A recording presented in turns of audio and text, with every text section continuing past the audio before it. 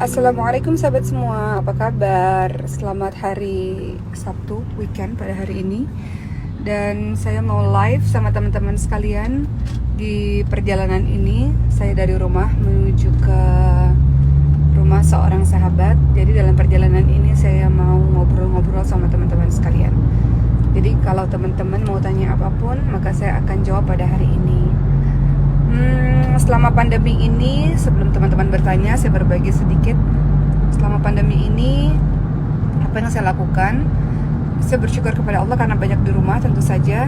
Dan mulai terbiasa mengerjakan segala sesuatu secara online. Jadi ceramah-ceramah online, kuliah juga kalau ada ujian-ujian dilakukan secara online, rapat-rapat yayasan juga dilakukan secara online. Dan ya ada plus minusnya. Plusnya adalah saya punya banyak waktu sekali dengan anak-anak di rumah, karena biasanya kalau nggak dilakukan secara online pasti waktunya habis di jalan. Karena kalau kita hidup di Jakarta, waktunya habis di jalan. Oke, untuk teman-teman sekalian, apa yang dilakukan di hari Sabtu ini? Hari ini saya berencana untuk selain ke rumah seorang sahabat, nanti malam insya Allah menginap di rumahnya Ricis. Karena konon katanya hari Ahad pagi anak-anaknya Ustadz Maulana mau berenang di rumah Ricis. Jadi kita mau bareng-bareng seluruh anak-anak untuk berenang di rumah Ricis. Kita akan jawab pertanyaan teman-teman ya. Dari dini, kalau kita setiap hari bangun jam berapa dan tidur jam berapa? Kalau dari dulu ya, dari 2014, karena dulu ngisi di Islam itu indah, tidurnya itu jam 8 malam, paling telat banget setengah 9 malam. Atau kalau ya sekitar jam itulah. Kalaupun jam setengah 10 malam itu udah terlalu malam. Biasanya jam setengah 9 malam udah, jam 8 tuh udah masuk kamar gitu. Bangunnya sekitar jam 2, setengah 2, jam 2.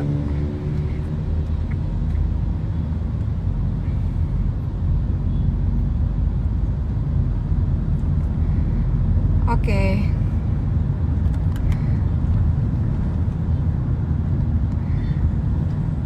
Baik teman-teman sekalian.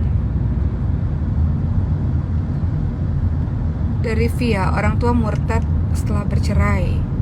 Bagaimana caranya supaya iman Islamnya balik lagi? Berdoa kepada Allah agar orang yang kita cintai kembali ke jalan Allah Subhanahu wa taala, tetap dampingi, tetap menjadi sahabat terbaiknya. Karena kalau seseorang merasa nyaman, merasa tenang di dekat kita, apa yang kita sampaikan bisa masuk ke dalam hatinya. Jadi jangan ditinggalkan, didampingi.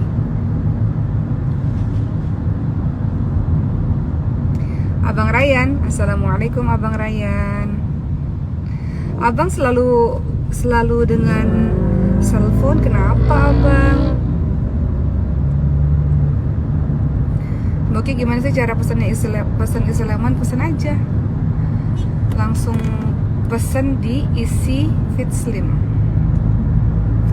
Udah berapa bulan Mbak Huta ya? Sudah masuk ke 5 bulan kehamilannya.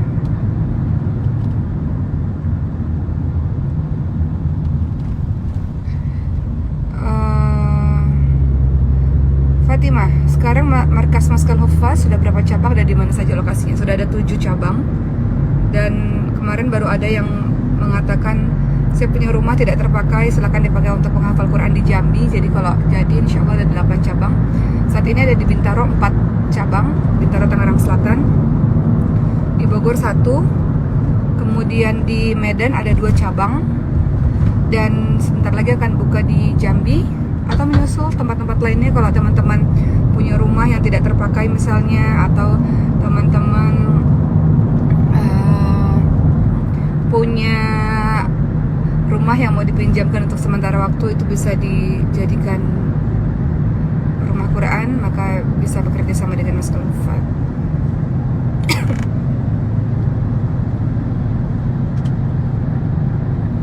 Ustazah, apakah sepupu laki-laki boleh melihat rambut kita? Nggak boleh, Vina. Sepupu laki-laki tidak boleh melihat aurat kita, karena sepupu itu orang yang bisa dinikahi sama sekalian. Jadi tetap nggak boleh. Ntar ya, saya pengen minum-minuman tapi nggak bisa buka. sebentar ya. Oke. Oke.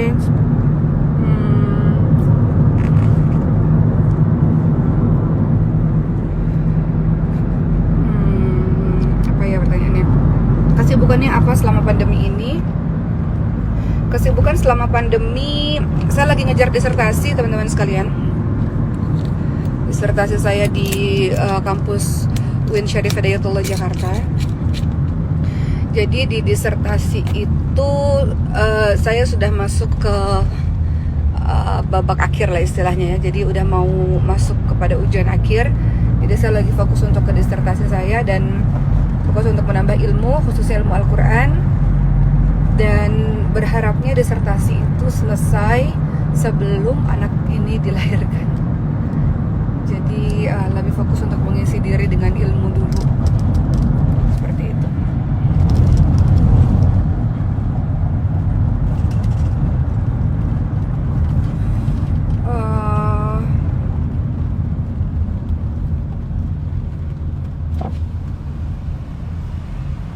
Purbalingga hadir. Assalamualaikum Purbalingga. Saya agak pusing ya teman-teman karena sambil live tapi sambil di mobil, ternyata bisa buat pusing juga.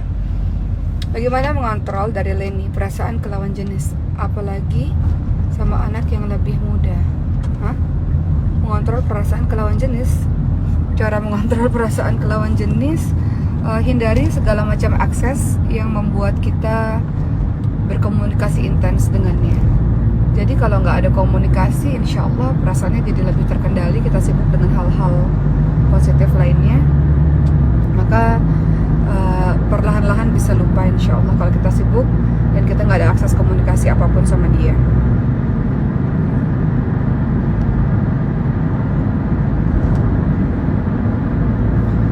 Keripik tempe. Kalau orang tua sering berantem dan diam-diam, gimana sikap kita sebagai anak? Padahal kita sebagai anak sudah sering berusaha merukunkan, tapi begitu kita pulang beliau diam-diam lagi. Kami anak-anaknya tinggal di luar kota.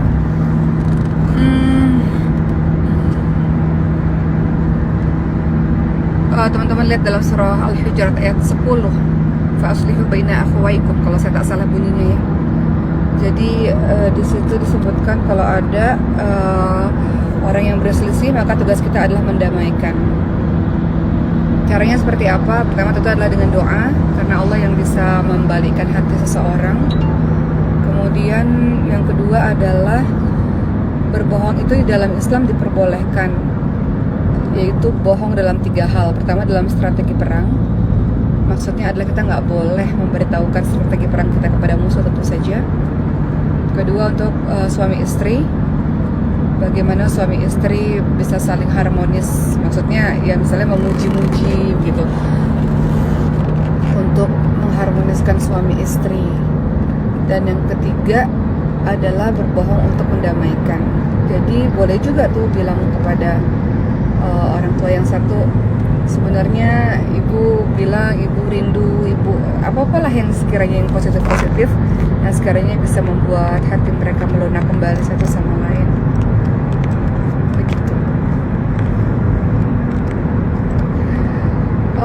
Mau kemana? Teman-teman banyak yang bertanya. Saya mau ke rumah salah seorang sahabat saya silaturahim, karena mau lihat bayinya, mau mengunjungi apakah keadaannya sehat-sehat aja. Jadi gini nih, saya teringat nih satu hadis teman-teman sekalian.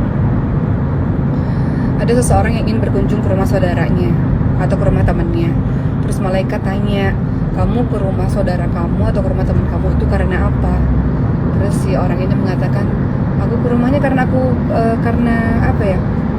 Karena cinta kepadanya gitu. Karena maksud cinta kepadanya itu karena kita cinta kepada Allah sehingga kita berkunjung kepadanya gitu. Karena kecintaan kita kepada Allah untuk menyambung ukhuwah Islamiyah. Jadi kita berkunjung kepada seseorang atau kita bertemu dengan seseorang bukan karena hartanya, bukan karena popularitasnya, bukan karena ada kepentingannya, tapi memang berkunjung gak ada alasannya. Berkunjung karena lillah, karena Allah Subhanahu wa taala gitu. Kemudian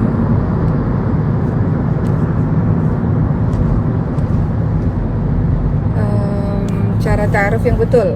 Maaf ya, agak puyeng soalnya sambil baca sambil di mobil. Dari Devita. Cara ta'aruf yang betul adalah sebenarnya istilah ta'aruf itu perkenalan secara luas. Tapi memang kalau di Indonesia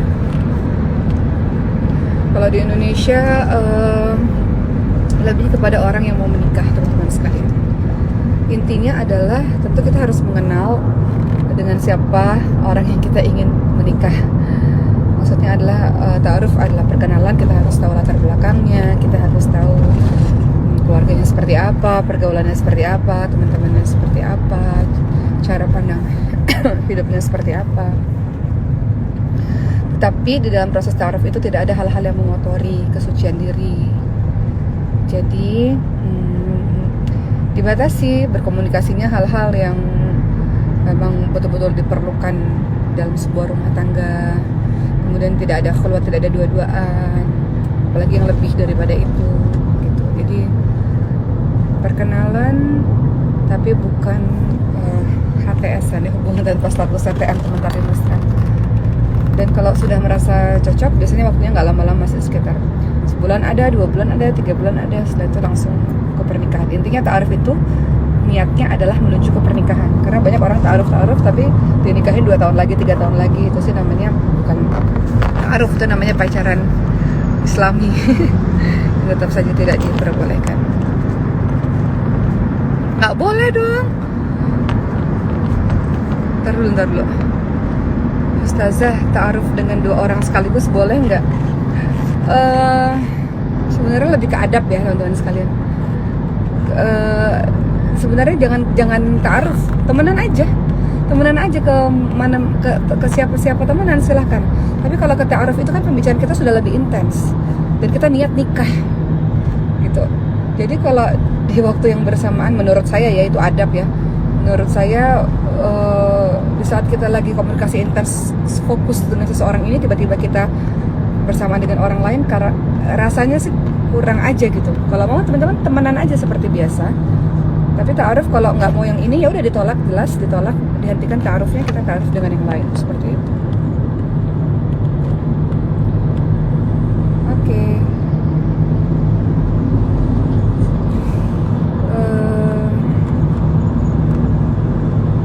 Bila datang ke Malaysia, insyaallah selepas pandemi COVID-19, insyaallah.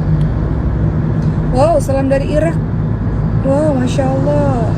Coba ceritain di Irak itu gimana sih? Saya nggak kebayang karena saya belum pernah ke sana. Adil, work in where? Huh? Maksudnya apa? Where you work kali ya? Di mana kamu kerja? Ada pertanyaan dari seseorang. At home.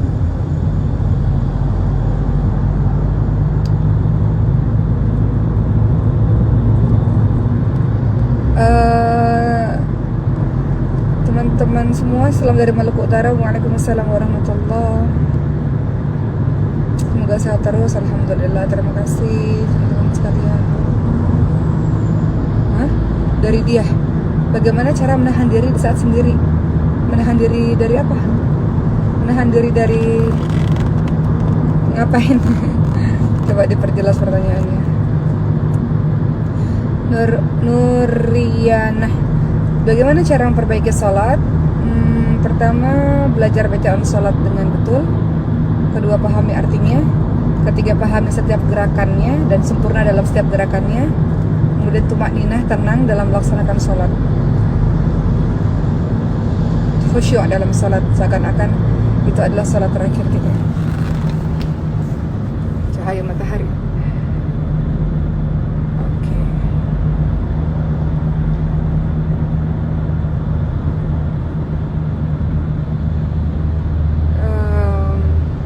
Mariam gimana kabarnya? Mariam baik, dia sudah mau masuk SD.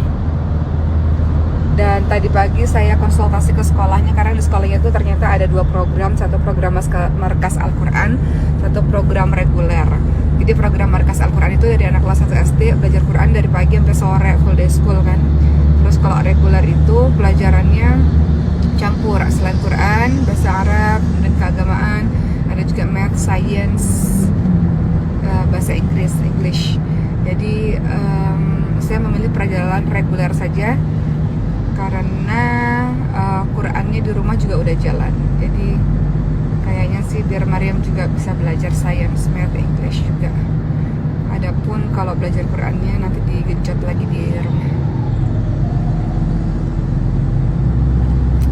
Oke teman-teman sekalian, saya nggak bisa lama-lama karena ternyata agak pusing juga baca teks ini di mobil. Jadi terima kasih ya sudah bergabung di live kali ini. Insya Allah nanti kita live lagi, mungkin nanti di rumah Ricis, wallahualam, nanti kita lihat. Nanti malam saya nginep di rumah Ricis dan besok seharian di rumah Ricis. Thanks for watching. Terima kasih udah ngikutin pada hari ini. Have a nice day. Semoga semua baik-baik aja. Semoga teman-teman sehat-sehat aja. Dan doakan saya semoga semuanya sehat sampai persalinan nanti. Terima kasih sudah bergabung pada hari ini. Assalamualaikum.